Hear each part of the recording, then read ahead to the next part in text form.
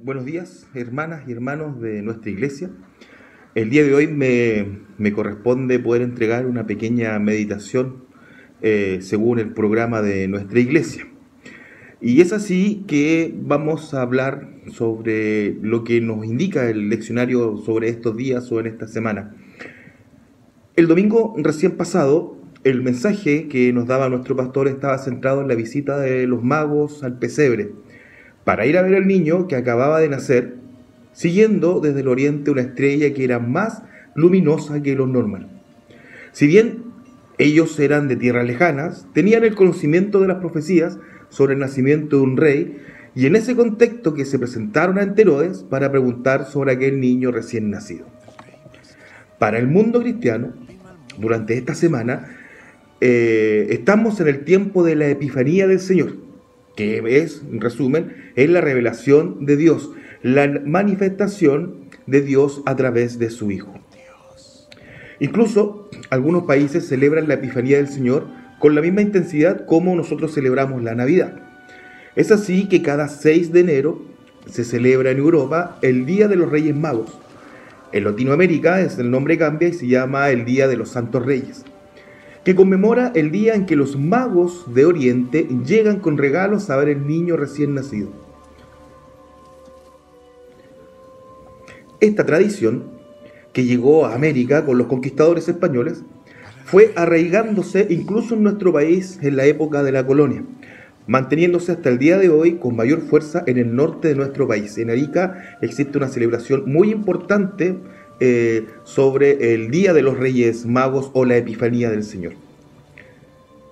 En ese día se entregaban los regalos, y en tiempo de la conquista y la colonia se le daba un día de descanso a los esclavos. En algunos lugares aún se celebra ese día como la Pascua de los Negros, momento en el cual las personas desarmaban el árbol de Navidad siguiendo un ritual alemán.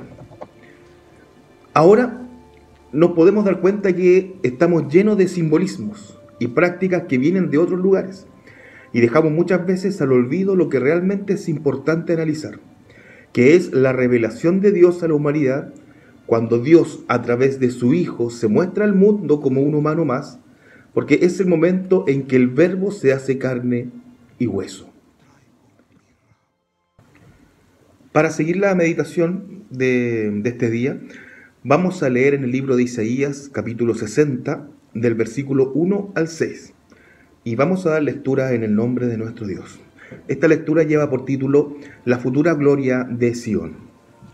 Levántate, resplandece, porque ha venido tu luz, y la gloria de Jehová ha nacido sobre ti.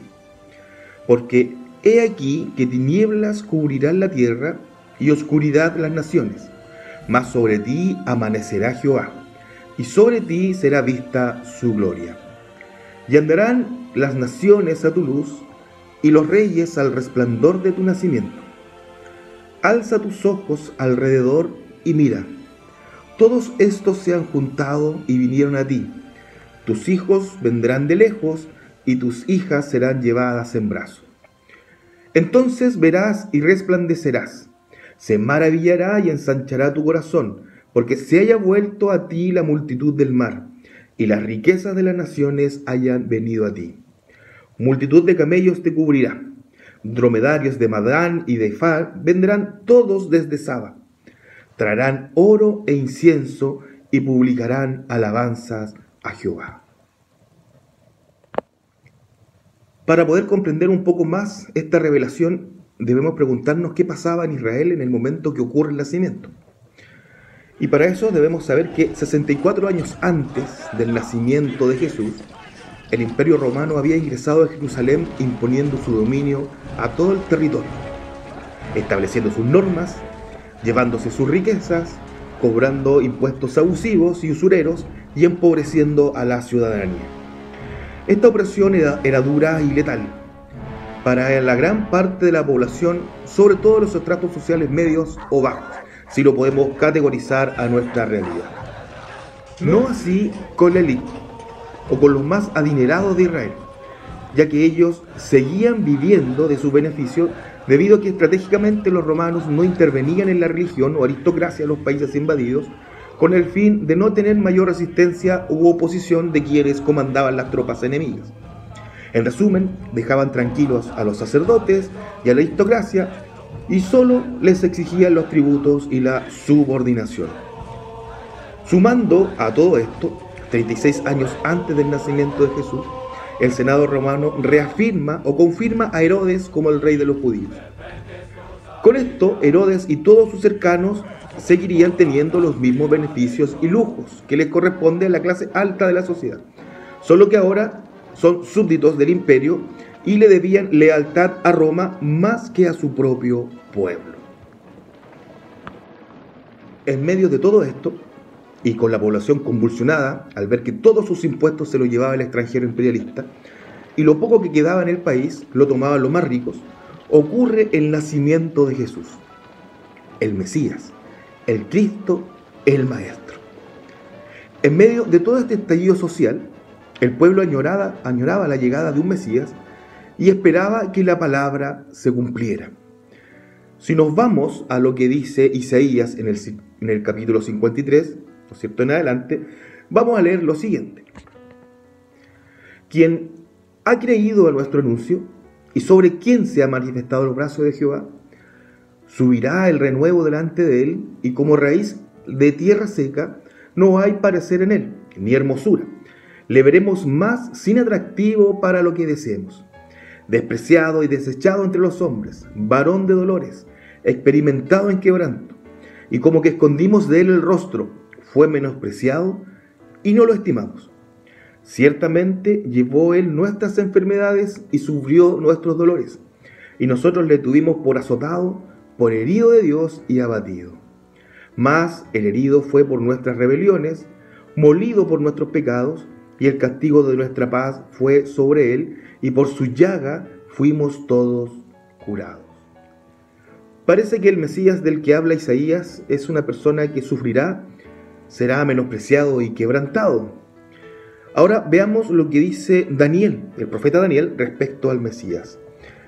Para quienes puedan continuar la lectura, pueden buscar en Daniel 7, capítulo 7, el versículo 13 y 14. Esto es lo que habla Daniel respecto al Mesías. Miraba yo en la visión de la noche, y he aquí que con las nubes del cielo venía uno como un hijo de hombre, que vino desde el anciano de días, y le hicieron acercarse delante de él. Y le fue dado dominio, gloria y reino, para que todos los pueblos, naciones y lenguas le sirvieran. Su dominio es dominio eterno, que nunca pasará, y su reino uno que no será destruido. Aquí Daniel habla que el Mesías vendrá como hijo de un hombre, que será respetado por todos los pueblos y naciones de la tierra, y el dominio será eterno y no será nunca destruido. Nosotros nos podemos hacer esta pregunta. ¿Cuál de los dos Mesías creen ustedes que los judíos simpatizaban más? ¿El Mesías sufriente de Isaías o el Mesías superhéroe que declaraba Daniel? Obvio que el de Daniel, en primera instancia, porque era prácticamente indestructible. Lo que los judíos nunca lograron entender es que tanto el Mesías del que hablaba Isaías como el Mesías del que habla Daniel eran la misma persona. O sea, era un Mesías todopoderoso, que será quebrantado y despreciado. A lo mejor, aún ellos siguen esperando a su Mesías superhéroe. Entendamos una cosa. El pueblo de Israel esperaba un todopoderoso. ¿Y cómo Dios se revela al mundo? Se revela a través de un niño recién nacido, un niño débil, indefenso, sin armaduras, ni ejércitos, ni estrategias militares, solo protegido por el abrazo de sus padres. El rey Herodes, como sabe de las profecías, entendía que en Belén nacerá el Salvador. Esto guiado por lo que la misma Escritura decía. Y tú, Belén, de la tierra de Judá, no eres la más pequeña entre los príncipes de Judá, porque de ti saldrá un guiador que apacentará a mi pueblo Israel. Por lo tanto, Herodes, al saber que ya le había dado la espalda a su pueblo para escuchar o mirar solamente a los romanos, él entendía de que de Belén iba a nacer el Salvador, iba a nacer el Mesías. Por lo tanto, él se asusta. Por lo tanto, él intenta evitar de que este niño creciera. Pero una vez más las Escrituras nos muestran, y tal cual como el domingo pasado nos predicaba nuestro pastor, que para el plan de Dios nada ni nadie lo puede evitar. Es así que el día de hoy constantemente Dios se sigue revelando a su pueblo. Dios se muestra ante la humanidad de muchas formas. Al despertar cada día, al ver la sonrisa o la mirada de un niño, al disfrutar cada día con sus familiares o seres queridos, ahí Dios se revela a nosotros. También se revela cuando Dios sana a los enfermos, cuando Dios nos perdona. Día a día Dios se muestra a la humanidad. Lo que pasa es que siempre esperamos que dicha revelación sea con fuegos artificiales, prácticamente como que fuera un acto de un gran mago. Pero cuando tocan a la puerta de tu casa y es nuestra hermana que va a dejar el canasto, ¿no es cierto?, de las dádivas del Día de Acción de Gracia a nuestro hogar, ahí Dios se revela nuevamente con nosotros. Es una bendición que día a día recibimos y a veces no nos damos cuenta. Al leer en Mateo 1:24 dice lo siguiente: y llamarás su nombre Emmanuel, que traducido es Dios con nosotros. Dios con nosotros, todos los días, en todo momento, porque Jesucristo es el mismo ayer y hoy, ahora y por la eternidad, como dice ese antiguo corito. Cuando hablamos que Dios se revela muchas veces, vamos a recordar este evento que le ocurre a Saúl, que después llegó a ser el primer rey de Israel. Saúl se le pierden unas burras y sale a buscarlas con uno de los criados de su padre, desesperado. Pasaron ya algunos días y el criado le dice: vamos donde el vidente, que en realidad el vidente no era vidente, sino que era el mismo profeta Samuel, para preguntar dónde estaban las burras que se habían perdido. Y es en ese instante donde Samuel, en vez de decir dónde estaban, lo que realmente revela es lo que dice su corazón, que será el rey de los judíos que librará al pueblo de los filisteos. Años después, Jesús se revela con los caminantes de Emaús. Jesús resucitado se acerca a estos caminantes que iban hacia una aldea llamada Emaús. Conversaban sobre todo lo acontecido en Jerusalén cuando Jesús muere. En todo el camino nunca se dieron cuenta que Jesús iba con ellos hasta que lo invitaron a cenar. Y Jesús hizo señales en la cena cuando parte el pan y se lo entrega a estos caminantes. Y ellos en ese momento le fueron abiertos los ojos y su corazón comenzó a arder, incluso durante todo el camino que los acompañó. ¿Cuántas veces hemos tenido respuesta de Dios? ¿O nos ha pasado algo y decimos, esto fue obra de Dios?